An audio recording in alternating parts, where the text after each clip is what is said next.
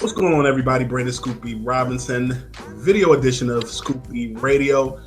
We had to make sure we made sure that ladies went first. No different because we have the Atlanta Dream's Cheyenne Parker.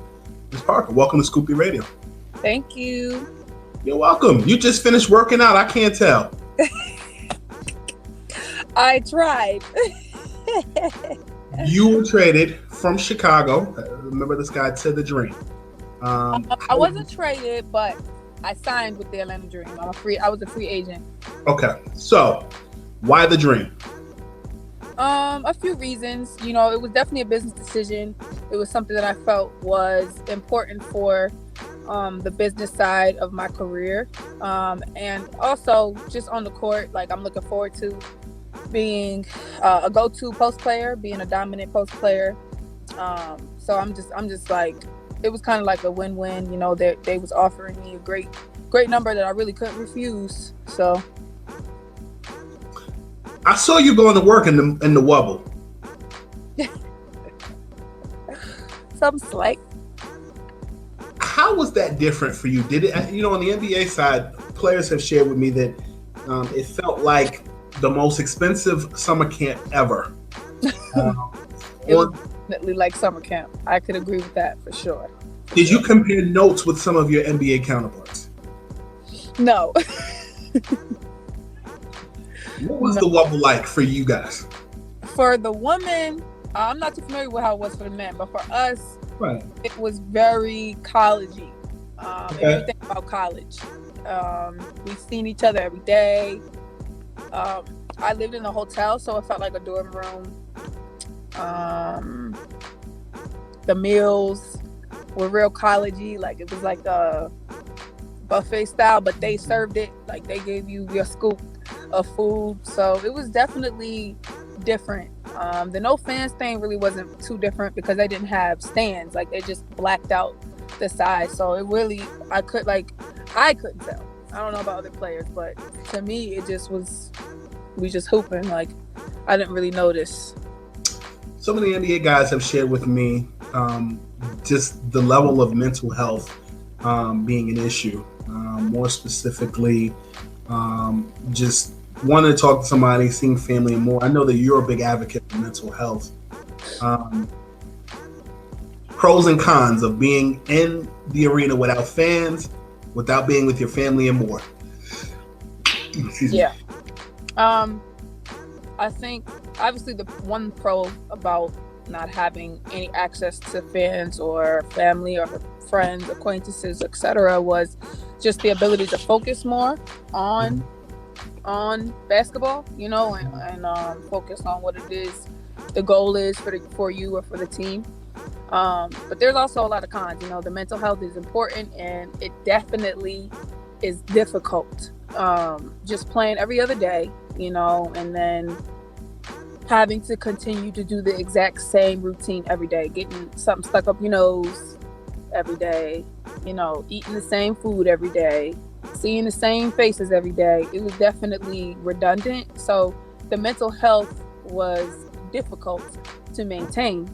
For me, I definitely use music as an outlet. Like, I listen to music. Like, I was the one person in the bubble. Like, everybody knew when CP was around because I had my speaker playing out loud. I didn't care. The bubble was IMG Academy, so we would ride our bikes everywhere. So I'd be on my bike looking like Debo, ride my bike with a JBL speaker, just playing my music. Like, that was what got me through it. But So two things. One, you talked about Debo, so you know I have to insert that's my bike, punk. rest in peace, man. Rest in peace, Tiny Lester, for real. Were you more of Friday after next, or next Friday fan? Friday. Christmas Yeah. all day. The original. All day, yeah, for sure. The original. Smokey is my guy. Are you looking for? I think they're lying. It's kind of like the Dr. Dre album that never came out, the Detox. I don't feel like they're ever gonna come out with another Friday. I don't know. They might, because I didn't think they were gonna come out with another Bad Boys, and they did that. So you never know. They might surprise us. But yo, the crazy thing is, I liked the Friday sound. I liked the Bad Boys soundtrack better than I like the movie. The last one. Oh, the last one. I have to listen back to the soundtrack because I really don't remember it. It had the Uptown Vibes remix. Oh, okay. That was giving me hype. I'm gonna have to go back and listen to that. You made mention of the fact that you were at IMG Academy and you had the boombox on every day.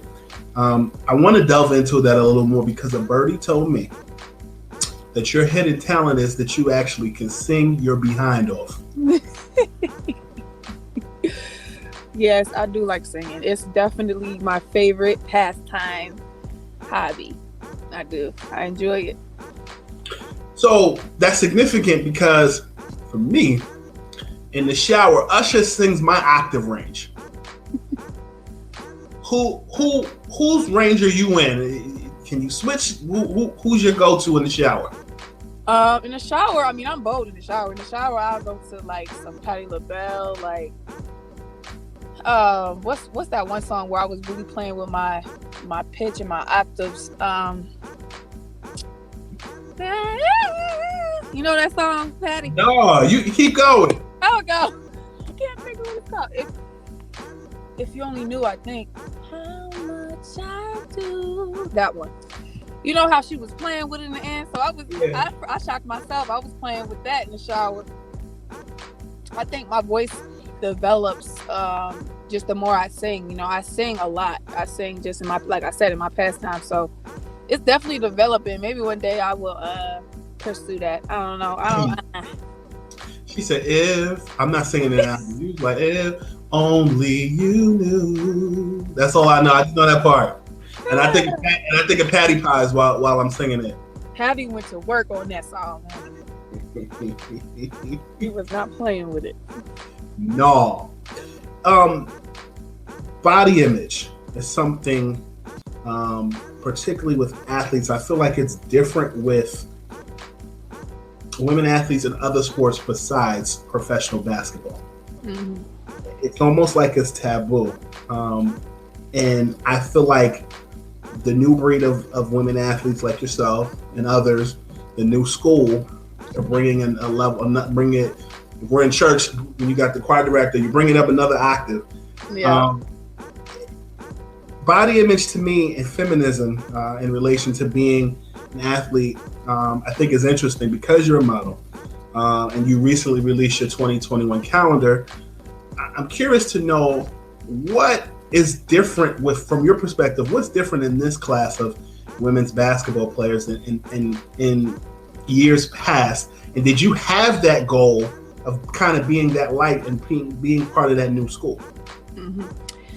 I think that basketball is such a masculine sport overall that we've been put in this category that we can't be feminine women as well.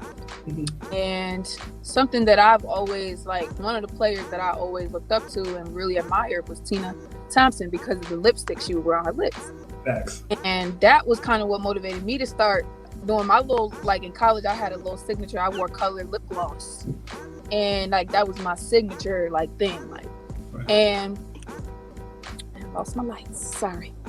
You're good. And so, I think that for sure, like, me being as bold as I am and like like, I've always had a very rebellious spirit. I don't like following the rules. I don't like, you know, being a yes sir or yes ma'am type of person. That's just not my nature. Mm-hmm.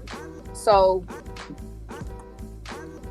I feel like I'm definitely a big part in changing that mindset, because it's okay for me to be sexy just like another woman who is being sexy. Like, just because I'm a basketball player doesn't mean I can't be sexy. And I think, like, for a long time that's been a stigma. That's been something that women forgot. And I think honestly, like with the lingerie and stuff, I really think by me posting some of the things I posted, it allowed other girls to know, like, oh, it's okay to post this. Let me show my little body too. And I've been seeing it more, and I'm just like clapping, like, go ahead, sis, go ahead, queen, because we need those endorsements. We deserve those endorsements and those opportunities, just like any other beautiful professional woman that's in the professional life. So I just I'm a big advocate for that. For sure. You know, it's interesting. I was reading and I saw something along the lines of, when it comes to endorsements or sponsorships, women's sports receive only 1% of all sponsorship dollars. That sucks. That wasn't a question, it was a statement, but I mean, like, it does. I agree with you. That's the reason why I created an online business and created my own outlet to try to not only just like put myself out there for these brand endorsers, but also just like build awareness. Like, I'm here and I exist. Like, and I really genuinely believe that I have the ability, like, because sometimes it'll make you question, you know, just the lack thereof. Sometimes I'll be like, maybe it just ain't, I ain't got the look, you know, but. You sure about that? I believe I do.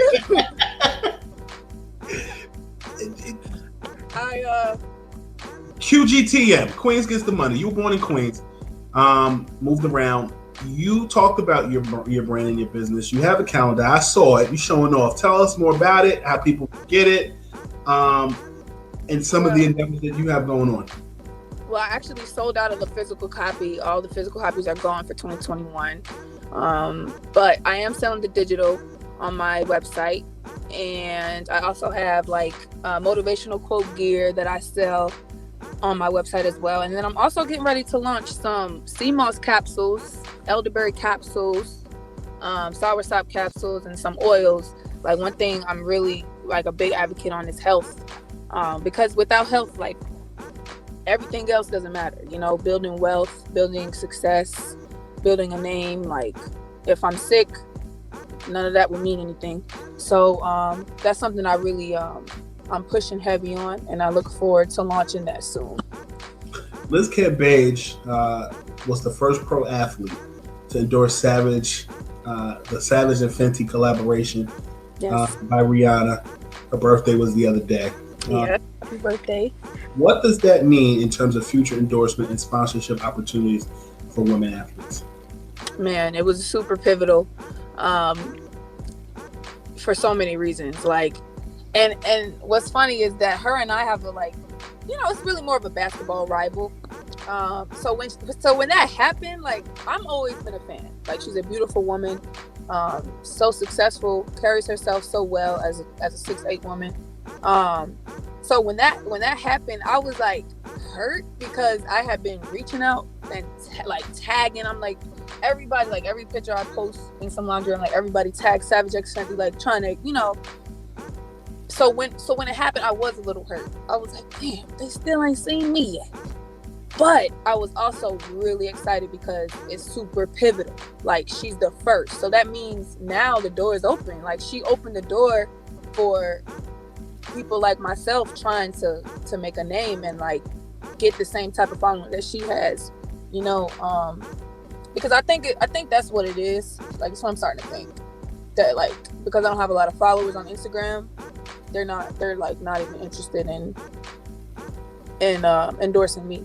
Like, you have to have at least 500,000 to get any attention. That's what, at least that's how it feels.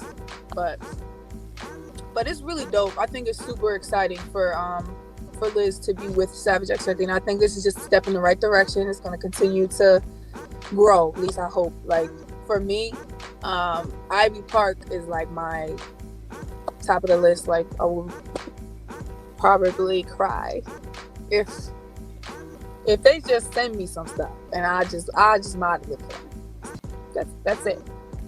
Word. They ain't gotta pay me. No. You know, you said something just about sponsorship stuff. I remember like summer ago, I tweeted that I was at a meeting and I was eating Nutella, and I was like, it's dope. I remember eating Nutella for the first time when I was in college. Snuck in this dude's room, saw it, yo, what's that? And I took the jar and ran with it. And then I got an email from the teller, like, we want to send you a jar. And they gave me like customized Scoop B jars. Yeah, like with all my catchphrases, like it was like with my merch, like things. Here's my question. I want to take that and raise you this. Like, aside from fashion, like if you had your ideal collaboration that had nothing to do necessarily with fashion, like things you like every day. You talked about lip gloss. Your lip gloss is popping, but like what other things would you find like dope to like do some type of collaboration with that may not be directly apparel, but other things? I never actually thought about other things besides apparel, honestly. But I do like the idea, and I'm definitely always open to partnering and brand building and helping other brands too. Like, I'm definitely open to it. I've never been like, one thing about me, like I definitely like doing everything I can, and that's how I got to the little 131 I got now. It's just from doing every interview I can, going to every camp I can, and I do that stuff for free, doing photo shoots, but doing my own photo shoots, investing in myself. So for sure, I would definitely be for that. For sure. The Atlanta Dream helped flip the Senate vote. Yes. Campaign specifically. Mm-hmm. What does it mean to be a part of a team like that? It's amazing, and I'm excited for the new ownership that's getting ready to come. I'm excited for next season to continue, because the fight ain't over. It really just began. So I'm excited to continue to make noise in the community. I'm excited to get into the community there and get to the schools and really help make a difference in the community of Atlanta. The schools that people don't want to go to, that's the schools that I would like to pay most attention to, the ones that are neglected. I was looking at an interview I think you did last year when COVID first hit. I think you were in France. Yes. So what was it like, quarantine like in France? How was it different in France versus the States? It was really different. So even right now, I just actually got back from France about 2 weeks ago, and it's still curfew and things close at 6:00 p.m. So right now for me, and then there's no restaurants. Like, there's no restaurants open. It's only takeout. Can't sit inside, can't sit outside, nothing. So yeah, it's definitely different. They have different rules. They're a lot more strict over there as far as like sticking to the quarantine. Like, here in the US, it seems like nobody really cares about the rules. Ever since the beginning, like even when I came back home, it was just so different as far as like how serious they took it versus how serious we took it. I remember like my senior year of high school was probably the last time that I was able to just kind of like sit in one place and reflect, not going away to college, not, traveling and doing things like that. What is something about you that you learned about yourself, one, and two, that you kind of improved on, or a project you got done? You mean like from COVID? Yeah, like last year when it began. Yeah. For me, one thing I learned about myself is that I have a lot more to offer than just basketball. I was kind of forced to change my mindset. Like, my mindset before COVID was ball is life. I got it tatted on me and everything. Like, it's just always been my motto. So when COVID hit and basketball was taken, I was forced to kind of figure out what else I liked and what else I was good at and who I was without basketball. So for me, it really helped me like with my self-awareness and like figuring out other things that I like and other passions that I like. And one thing I'm proud of, that's really what got me started on creating an online business and creating another source of income and learning more about like financial literacy and how to build assets and stuff like that. You was trading stocks all day, weren't you? I wish. I was learning how to. Listen, I learned, I was using Cash App. And yeah, Cash App, you can trade on Cash App. Bitcoin? I heard that. Well, I did that separately. I did it through a different. You can do Bitcoin. I think through Cash App as well. But you can trade like stocks, like like Nike or Adidas or whatever. Cash App. See? Wow. More you know. But like early in the game, like somebody put me on the game. They were telling me, Moderna, because they're gonna have the vaccine, Johnson & Johnson, Pfizer, DocuSign, because people are home working from home, so that might be something there. When you talk about that, like the date, that was something I learned on the fly, because it's like you hear about it, but you're so busy, you're not thinking about that. Right. That's a lot of stuff in life. Yeah. Especially when it comes to financial literacy, like you hear it or you'll scroll past it, see somebody talking about it, but you don't really take the time to learn about it, and you end up in that same mindset, that same cycle, and end up with the same amount of money you started with 30 years ago and wonder why. And it's just it's an unfortunate cycle, but I really want our people to like come together and get out of it and teach each other and learn what financial literacy really is, so we can like build real generational wealth. Cheyenne is out there sounding like Nipsey Hussle right now. Rest in peace again. Tell me something. Going into the WNBA season, how different or how crazy is it to see Candace Parker in a different uniform? Man. Well, this is a sensitive subject because I would have loved to play with Candace. It was a really hard decision for me, because it was like, play with Candace and take less pay, or go soar your rings and become the all-star that you know you can be and get that check. Because Candace has always been a player I looked up since she was in Tennessee, So, man, yeah, it hurts. It really hurts. I'm hurt. I can go. I would have loved to play with her. It would have been really amazing to do that. Yeah. Is it weird for you as a player? I mean, like, you don't see NBA players in their regular season, like, they play for their respective teams, and then they're home chilling. I guess I really realized that when Love and Basketball happened, like when the character Monica was on the season, I was like, wait, doesn't she play in the WNBA? Like, how are you playing for all these teams? It's almost like, right, for you guys, it's like, or for you ladies, it's like being a freelance writer. Like, how interesting is it to like play for an on-season, like a regular season team, the WNBA, and then playing for like another team overseas? Like, I'm imagining everybody doesn't have to do that, but for some of y'all do. Most players do. It's a very select handful that don't. Players that already are financially stable, for one, and players that are comfortable from other sources of income, like endorsements or something like that. So very, very select few.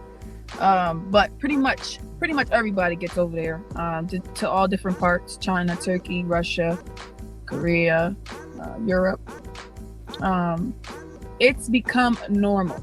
Okay. I've been doing it since I was a rookie. Right after WNBA season rookie year, I went to China, and that was my first experience. And then the next season I went to Turkey, and then the next season I went back to China, the next season Poland, next season Korea, next season China, then France. So it's like, it's always been, so it's like, I guess normal. Like, it's just become a norm, but it's exhausting too. Like, for example, this year I only signed for half the season, so right now that's why I'm home, or I'd still be in France up until training camp. Like, usually it's back to back, but this year I took a year off so I can train and get myself together for this transition that I'm making. No, that's real. That's real. Where can people find more information about, obviously Instagram, but online, where can people find more information about everything that you have going on? I have a website. Actually, I have two websites. But the main one is Born Queen Boutique. That's where you can find everything that I have for sale right now. It's bornqueenboutique.com. NBA season so far this season. Who you liking? I just started watching since I've been home, and so far, I like Zion. I like Zion's team, and I like Pelicans. Mm-hmm. Yeah, the Pelicans. Thanks. Mm-hmm. And I like who else? I like Bradley Beal. I like his game too. I'm just now starting to watch NBA, so you have to bear with me with that. No, you're good. I do like the Lakers because I'm a LeBron fan, but they've been tripping. Anthony Davis is out, so it's kind of hard without him. But yeah, I'm just now getting into the NBA game. Who is the WNBA's Anthony Davis? Griner, probably. Okay. She's the best shot blocker in the league. She's tall and long. I guess I would say Griner just because of the defensive shot blocking ability. Scoring wise, maybe Deladon. Who is the WNBA's Kyrie Irving? Arike Agumake. Really? He's tough. That's one player I do enjoy. I enjoy playing against her. Like when she be cooking, sorry, I can't say that. Even when she do her little thing against us, I'm like, damn, this girl. Like I enjoy it. Like it makes me play harder. You know, I make sure we beat them. But I enjoy playing against her because she's such a talented player. Like she'll make something so tough. And you just be like, this girl crazy. Like I don't even know. I can't even say Kyrie. She remind me more of Kobe for real. Kyrie, Jewel Lloyd. Do you ever wonder what the WNBA would be like today if Cheryl Swoops played in this era? I don't know. It's so different now, man. We've developed so much. The game has developed. Even with the men, like I can't even say. I feel like it would just be different. She probably still would be a bucket though. You know, she'd still be unrefusable, but it would just be a different type of game. I feel like. In the movie Brown Sugar, they talk about more along the lines of when did you fall in love with hip hop? I'm curious from your perspective, what TV show were you watching? What player were you watching that made you fall in love with the game of basketball? Love and Basketball was definitely one of the movies that made me fall in love with basketball and love. To this day, I'm sappy. I love love. But I would say I watched the Knicks growing up because of my dad and my brothers. So like just being around them and going to like watching the games with them and stuff like that. That's what gave me the love for the game. Just being basketball, always being around, like watching He Got Game, movies like that, you know. It definitely White Man Can't Jump, all those type of movies I grew up watching. So it was just destined to be. And then I grew up playing basketball with my brothers. So when I saw Pat Connaughton on the Bucks come out during the slam dunk contest in Chicago with the Woody outfit on dunking, I was like, yo, I'm old.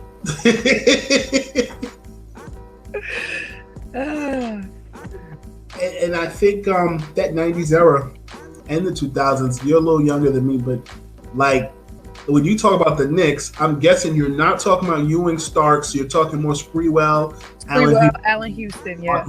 Correct. Sprewell, Allen Houston, yeah, them two. Yep. Yeah. Before I let you go, 2 songs that get you hyped before a game. I really love Meg. Meg get me hyped before a game. Like I listen to I ain't even gonna say specifically what songs, it really doesn't matter. Just the like the attitude, I guess, the mindset. It just puts me in this mindset like I can't be stopped and I wish you would try to stop me because I'm coming for your head. I don't know how to explain it, but I definitely love me some Meg. Meg Thee Stallion, I'll play pretty much anything. Any of her hype songs, like top of the list songs. I like Cardi too. I'll play Cardi too. But something about me that I actually enjoy is like rhythm and beat. I like slow music. I like old school music. I'm an old soul. I love soul music. I can listen to that before I do listen to that before the game. Like when I'm getting ready for the game, I listen to that. But then once I'm like at the game, that's when I put on Meg and get in the zone. You on that body, yada yada yada yada yada.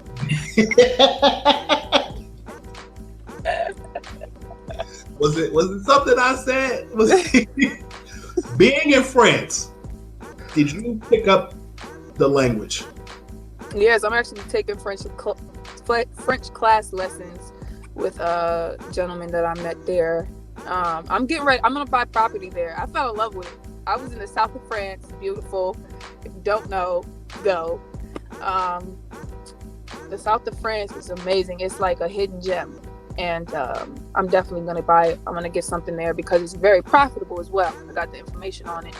And it's a really great investment on the water. And I love the water. Something about me. Fun fact.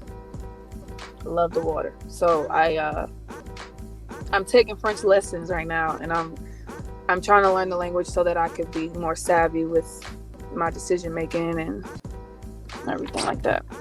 I see you, player.